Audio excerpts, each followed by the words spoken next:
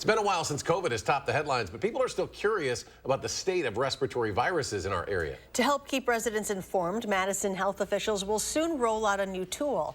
McKenna Alexander joins us with those details.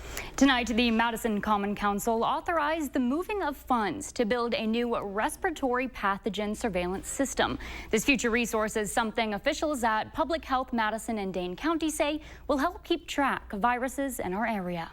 A new data tracking tool called a respiratory pathogen surveillance system will soon be available to Dane County residents wanting to know more about the viruses circulating in their area. The goal of any kind of illness surveillance is to ensure that individuals have all the information they need to make good decisions for themselves, just understanding kind of where we're at with flu, where we're at with RSV, and of course where we're at with COVID, and kind of making choices for their own health. Officials at Public Health Madison and Dane County say this new resource builds on lessons learned during COVID and applies them to other respiratory illnesses that existed before the pandemic, such as the flu and RSV. Looking at how we're collecting data, the sources of data that we're getting, and some of those partnerships that we built during COVID, just trying to kind of capitalize and build off of that as we move forward.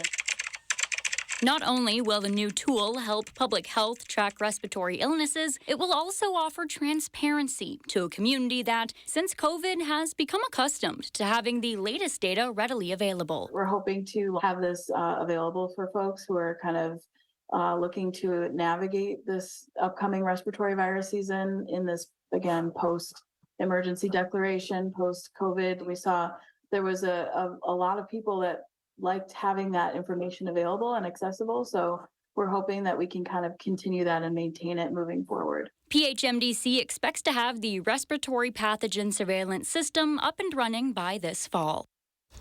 Officials with PHMDC say more details about the surveillance system will be released closer to its launch. McKenna,